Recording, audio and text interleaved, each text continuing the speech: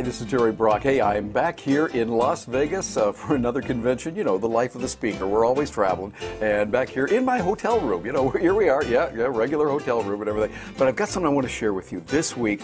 It's very, very special to me, and it's going to be special to you.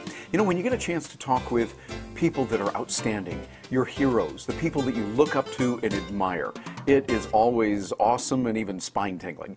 A gentleman who introduced me to the speaking profession, Jim Carthcart, joins us this week. He is one of my heroes. Not only is Jim a person who is a consummate professional, he has done all kinds of wonderful things in the world of business. He's won all kinds of awards from the National Speakers Associations. Just do a Google on him and you'll see what I'm talking about. There's a lot of good information out there. But Jim is a warm, caring human being, and I am proud to know him and to have him as my friend. And even more, this week, you are in for a treat because you're going to get a chance to hear an interview that we did just yesterday. So it's fresh, hot off the griddle here, and you're going to get a chance to hear Jim Cathcart as we talk about relationships and what he calls intelligent relationships.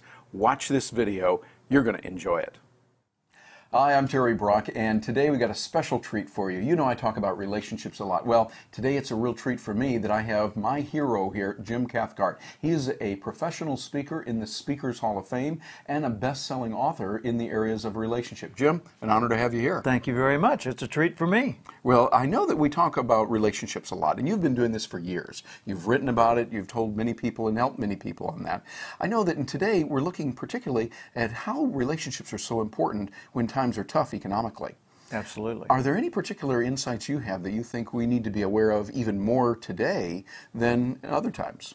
Well, I think when times get tough, when things restrict, then you have to use your assets more intelligently. Mm-hmm. And what I talk about these days is relationship intelligence and how to create and grow high-value relationships. Oh, so if you look at your life as a series of relationships, you know, any point in your life you could look at who you were connected with at that point, and that tells you a lot about that time and that level of operation, you know, level of success and so forth.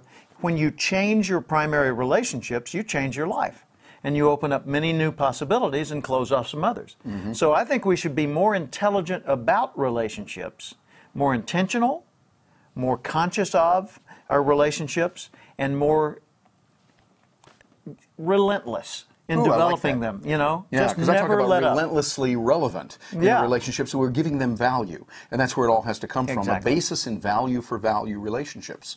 But in the real world, we find that I'd like to have, like, everybody being my buddy, but in business, I found it doesn't quite work that way. No, and especially in tougher times when you've got to allocate your time very carefully and you've got to kind of protect your assets, you want to make sure that you're more intentional than ever in selecting the relationships that have the highest leverageability, you know, the ones that can really pay off for you, and you can be of great value to them. And that's important that you consider both sides of that. Yes. Because a high-value relationship is a relationship in which both parties are receiving a high level of value from it. Yes, and that applies in business as well as personal life. Absolutely, and value is always determined by the recipient, not by the giver. Right.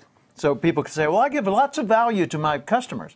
Do your customers think it's value? Yeah, they're the ones paying the bills. Hello. Absolutely. You've got to make sure that they are valuing that and Absolutely. go, we're going to value, and the way they do it is not just with their words, but they're coming back actually putting dollars down or pounds or euros or whatever the fungible commodity would be. Yeah.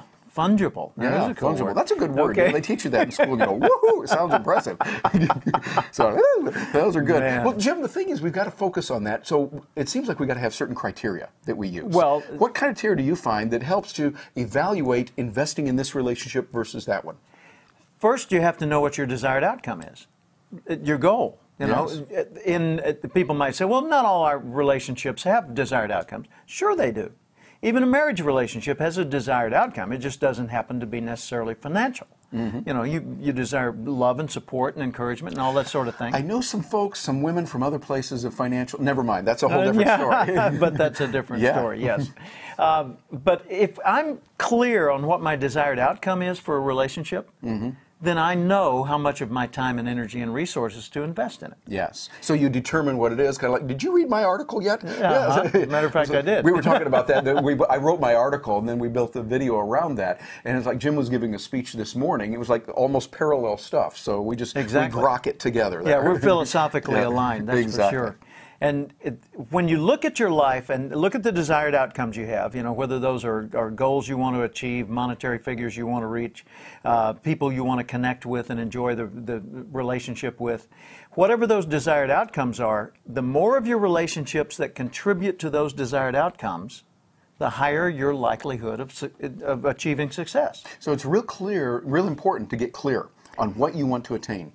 Vitally important, because what defines each relationship is the desired outcome of the two parties in that relationship. Yes. If what I want from our relationship is financial success, and what you want from our relationship is, say, just casual social times, then we're kind of at cross purposes, but maybe we can find a way to work that out. But we've both got to be clear on that, and I've got to be agreeable to achieving your goals, and you've got to be agreeable to helping me achieve mine. So we have to listen to the other person. There's a concept. Oh, yeah. Great idea. Yep.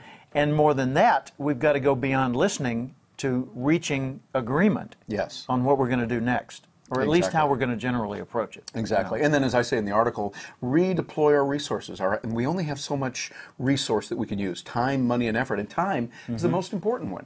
So I can't be best buddies with everybody in the world.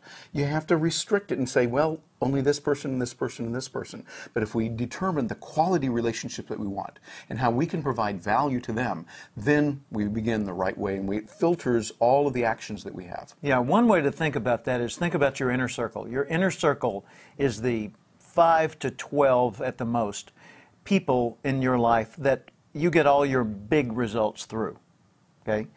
And beyond 12, you're talking about the outer circle, and it gets bigger and bigger, and there's lots of people in your life. But there are 5 to 12, somewhere in that number, in your inner circle.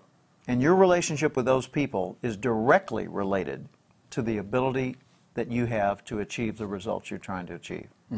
That's right. So choose them carefully, cultivate them consciously, be intentional in improving every one of those, and actually measure in your own mind the quality of that relationship. You talk about the 7 levels of relationship.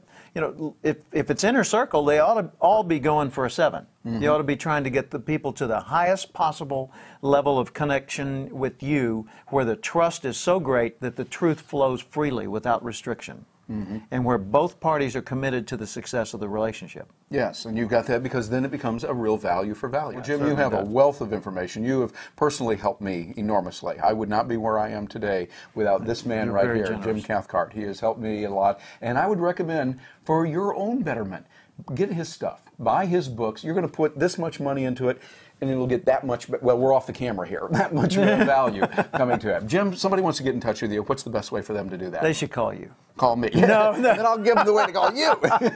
Actually, I spend a lot of time in your audience now. I'm both in your audience online and in actual physical audiences at conventions, and I love listening to you, and I learn from you every time. But to reach me, just go to my last name, Cathcart, CATHCART.com. And spell that again real slowly for those that are outside of the United States. CATHCART.com. Great. There Jim, you go. Thank you very much for being with us. An honor to have you here, sir. Thanks, folks.